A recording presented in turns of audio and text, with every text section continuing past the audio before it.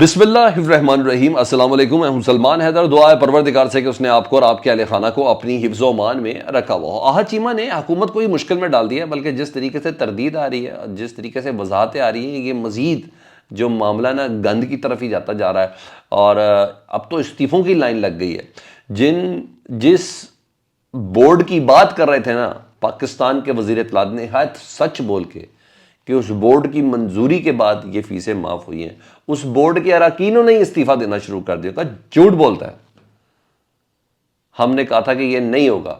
Governor نے intervene کر کے یہ حکم نامہ جاری کیا جس کا ان کو استحقاق نہیں ہے۔ ابھی ڈیٹیل بتاتا ہوں، حیران رہ جائیں گے۔ مراد سعید اور سرکاری پروٹوکول جناب ہے نا مزیدار بات مراد سعید سے متعلق، اس کی کوئی ڈیٹیلز بتانی ہے۔ سائفر کیس، جی ہاں، اڑ نہیں رہا، اس کے چیتھڑے اڑے ہیں۔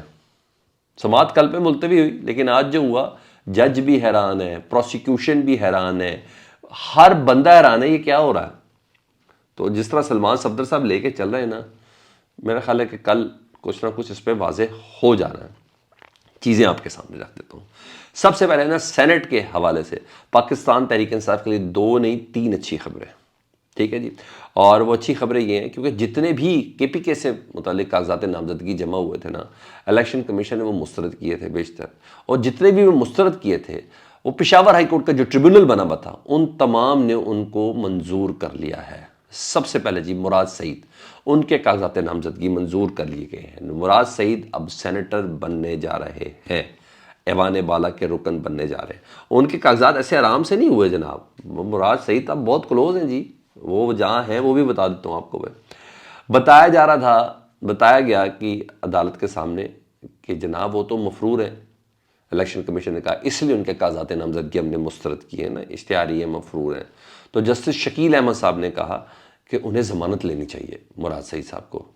تو مراد سعید کے وکیل نے کہا کہ جناب مراد سعید کی جان کو خطرہ ہے، اس لیے وہ سامنے نہیں آ رہے۔ ہمیں امید ہے کہ جب وہ سینٹر بن جائیں گے نا تو ان کی زندگی میں تھوڑی آسانی پیدا ہو جائے گی۔ تو ایسے میں الیکشن کمیشن کے وکیل صاحب نے بولا کہ جناب یہ جو اپیل ٹریبونل میں جمع کرائی ہے نا کاغذات نامزدگی کی، یہ بھی مراد سعید نے خود نہیں آ کے کرائی، اور تو اور وہ جو کاغذات پہ سائن کرنے ہوتے ہیں نا وہ بھی مراد سعید کے نہیں ہیں۔ تو سر اس باری تیز ہوگی پی ٹی آئی۔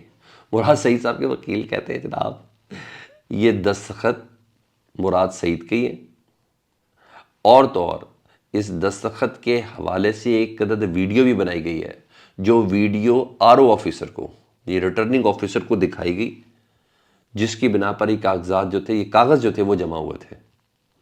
تو یعنی اس حد تک کنفرم چلے، انہوں نے کہا فوری آپ اس پہ ذرا حکم دے دیں۔ تو وکیل الیکشن کمیشن نے کہا مراد سعید کو لے آئیں تو کاغذات نامزدگی منظور کر لیتے ہیں۔ جو وکیل ظاہری بات الیکشن کمیشن کا وکیل اعتراض کر رہا تھا، تو مراد سعید صاحب کے وکیل کہتے ہیں کہ اگر عدالت ابھی ضمانت دے دے مراد سعید کی تو 5 منٹ میں مراد سعید کو لے کے ادھر آتا ہوں۔ یعنی اس کا مطلب ہے مراد سعید پشاور میں ہی ہے، ٹھیک ہے جی۔ انہوں نے کہا 5 منٹ میں لے کے آتا ہوں، اور اگر میں نہ لا سکا نا مراد سعید کو تو میں وکالت چھوڑ دوں گا۔ سر ان دعووں اور وعدوں پر ہوا حساب رہا، پھر فیصلہ تھوڑی دیر کے لیے محفوظ ہوا اور اب کاغذات مراد سعید صاحب کے منظور ہو گئے، اور یہ پی ٹی آئی کے لیے بہت بڑی فتح ہے۔ مراد سعید صاحب کے لیے تو ہے ہی ہے بڑی خبر، پی ٹی آئی کے لیے بھی ہو، وہ سینیٹر بن جائیں گے نا تو پھر سر ایک تگڑی آوازیں ہیں نا وہی تو کم کی جا رہی ہیں۔ اچھا پھر ظاہری بات ہے مراد سعید کے لیے آسانیاں بھی ہوں گی، کیونکہ سینیٹر کو گرفتار کرنا اتنا آسان ہوتا ہے، چاہے اس کے کہ سینیٹر اعجاز صاحب جو ہیں وہ کوٹ لکھپت جیل کے اندر موجود ہیں۔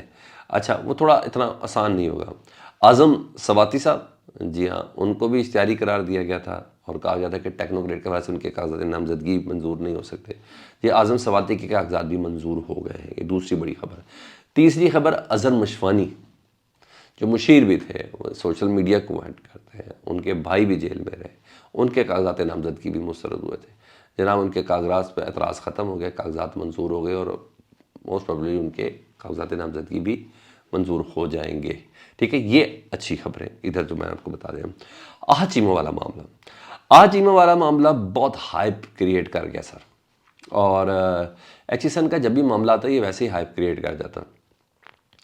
اس پہ وضاحتیں جو آ رہی ہیں نا وہ اتنی بھونڈی قسم کی آ رہی ہیں کہ وہ مزید حکومت کے گلے پڑتی بھی جا رہی ہیں۔ اس کمیٹی کے سینئر ترین رکن جناب ان کا نام ہے بابر علی، جن سے متعلق عطا تارڑ صاحب نے صبح پریس کانفرنس میں کہا کہ جناب اس کمیٹی ہے نا بورڈ آف گورنرز کی، وہ تمام کے جو تمام ہے نا ان کی منظوری کے بعد فیسیں معاف کروائی گئی ہیں۔ انہوں نے کہا بابر علی صاحب نے بھی استعفیٰ دے دیا ہے۔ انہوں نے کہا جھوٹ بولتے ہیں، ٹھیک ہے جی۔ انہوں نے کہا بالکل انہوں نے سیم وہی گراؤنڈ رکھی ہے جس پر پرنسپل تھامسن نے استعفیٰ دیا تھا کہ گورنر پنجاب نے ہمارے معاملات پہ انٹروین کیا جو ان کو نہیں کرنا چاہیے تھا، ٹھیک ہے۔ گورنر ہاؤس سے بھی ایک وضاحت آئی ہے، وہ بھی ذرا سن لیں۔ دیکھیں مزید وضاحتیں وہ کہہ رہے ہیں۔ انہوں نے کہا تھامسن جو پرنسپل ہیں وہ تو ویسے بھی ریٹائر ہو رہے ہیں اور اگست تک انہوں نے ریٹائر ہو جانا تھا، ہم نے ان کو روکا ہوا تھا۔ اب انہوں نے معاملہ پولیٹیسائز کر دیا ہے۔ اور مزید کا خیز آپ کو اس کی تھوڑی وضاحت بتاؤں، وہ احد چیمہ صاحب کی طرف سے آئی۔ وہ کہتے ہیں کہ ہمارے بچے ایچ ایس این میں پڑھ ہی نہیں رہے تھے، 3 سال سے میں اسلام آباد شفٹ ہو گیا تھا، اس لیے فیسیں معاف کروائی گئی ہیں۔ بھائی کبھی ایسا ہوا ہے، آرام سے سن لیں، کبھی ایسا ہوا ہے کہ آپ کسی شہر میں رہتے ہوں، کرائے پہ آپ نے گھر لیا ہو، قبضہ آپ کے پاس ہو، پھر آپ دوسرے شہر چلے جائیں، اس گھر کا قبضہ بھی آپ کے پاس ہو اور آپ گھر بھی نہ چھوڑیں اور آپ کہیں میں اسلام آباد شفٹ ہو گیا ہوں اور اب گھر کا کرایہ بھی نہ دیں؟ یہ ہو سکتا ہے؟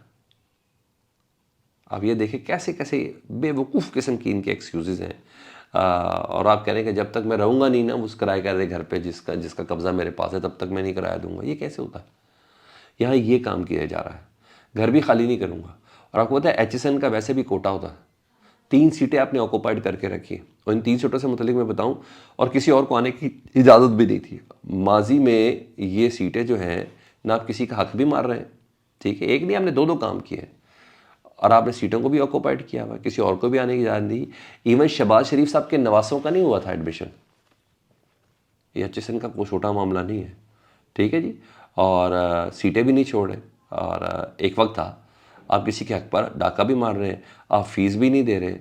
لوگ کہہ رہے ہیں پرنسپل کو استعفیٰ نہیں دینا چاہیے تھا، ان کا استعفیٰ واپس لے، جو ہونا ہے یہ میں آپ کو ویسے بتا دوں، بلکہ احد چیمہ کو استعفیٰ دینا چاہیے، انہوں نے 2 نمبری کی ہے۔ بھائی کروڑوں کماتے ہوئے یار آپ کے ایسٹس کاؤنٹ فار کرنا مشکل ہے، فیسیں تو دو یار، کہاں بھاگ رہے ہو؟ ہر چیز سرکار پہ پال لے لی ہے نا۔ مزیدار چیز یہ چیز چل رہی ہے۔ P T I core committee اجلاس سے متعلق بتاؤں، اہم فیصلے ہوئے ہیں جی۔ عمران خان صاحب کی رہائی کی جو تحریک ہے اس کو تیز کرنے کا فیصلہ ہوا ہے، نئی چیزیں طریقے سے کچھ چیزیں ایکوپٹ کی گئی ہیں۔ 30 مارچ کا جو جلسہ ہے پاکستان تحریک انصاف کا، جس کی وجہ سے کافی جگہوں پہ لرزہ بھی طاری ہے، اس کی تیاریاں، اس کی نئی اپروول ملی ہے۔ رؤوف حسن صاحب نے خود پریس کانفرنس کی ہے، اور اس پریس کانفرنس میں انہوں نے ایک مطالبہ رکھا ہے کہ یورپی یونین کے نمائندے آئے تھے نا جب 8 فروری کے الیکشن کے اوپر، انہوں نے ایک رپورٹ جمع کرائی تھی اور انشور کرایا گیا تھا کہ یہ رپورٹ الیکشن کمیشن میں جمع کرائی جائے گی یورپی یونین کی۔ تو انہوں نے گورنمنٹ آف پاکستان سے مطالبہ کیا، جو یورپی یونین اچھی خاصی دھاندلی انہوں نے رپورٹ کی تھی اس پہ، انہوں نے کہا اس رپورٹ کو شائع کریں، نہیں تو اب ہم یورپی یونین کو کہنے لگے ہیں کہ آپ وہ رپورٹ شائع کریں، کیونکہ ان کے پاس کاپی ہے اس کی۔ تو یہ بڑا مطالبہ ہے جی۔ اور شاہد آفریدی کا معاملہ بھی ڈسکس ہوا، ہونے کا پی ٹی آئی کے کسی آفیشیل اکاؤنٹ سے ان کو ٹرول نہیں کیا گیا، انفرادی طور پر کسی نے کیا ہو تو ہماری کوئی ذمہ داری نہیں ہے۔ یہ چیزیں تھیں۔ اب آ جاؤں آخر میں سیفر کیس، اس کی سماعت دھواں دار ہو رہی ہے۔ جسٹس میاں گل حسن صاحب نے آج پھر پوچھا کہ بھائی سیفر کا متن کیا ہے؟ کوئی جواب نہیں۔ انہوں نے کہا بھائی سیفر کے متن کا نہ ٹرائل جج کو پتا ہے جس پہ اس نے عمران خان صاحب کو سزا دے دی، نہ پروسیکیوشن کو پتا ہے جس پر انہوں نے دلائل دے دیے، انہوں نے کہا فیصلہ بھی کسی کو نہیں پتا، فیصلہ کس بنا پہ کیا یہ بھی کسی کو نہیں پتا، سزا کیسے ہو سکتی ہے؟ تو سلمان صفدر صاحب نے کہا کہ جناب ہمیں تو ان باتوں پہ لگایا ہے کہ سیفر کا نمبر امریکہ میں لگا ہے، پھر کہتے ہیں سیفر کا نمبر پاکستان میں لگا ہے، اصل حقیقت یہ ہے کہ سیفر کا نمبر پاکستان میں لگا ہے۔ تو ٹرائل کورٹ کے فیصلے میں لفظ کاپی کا ذکر ہے، جب کاپی کا ذکر ہے تو سیکشن افسر جو شمون ہے انہوں نے بیان دیا ہوا ہے، انہوں نے کہا سیکشن افسر شمون نے کہا تھا اصل کاغذ اصل چیز ہے نا وہ دفتر خارجہ کے اندر جمع ہے، انہوں نے کہا جب دفتر خارجہ جمع تو پھر لفظ سیفر کا استعمال ہی نہیں بنتا۔ عدالت بڑی کنونس نظر آ رہی ہے، سیفر کا کیس ہی غلط ہے۔ تو دلائل میں ججز کی جو حیرانگی ہے نا وہ بتا رہی ہے کہ یہ فیصلہ عمران خان کے حق میں ہی آنا ہے۔ کل کی سماعت بہت امپورٹنٹ ہوگی، سیفر سے کلیئر ہے عمران خان صاحب۔ اپنا بہت زیادہ خیال رکھیں، فیڈ بیک سے متعلق آگاہ کریں۔ اللہم صلی علی محمد و آل محمد۔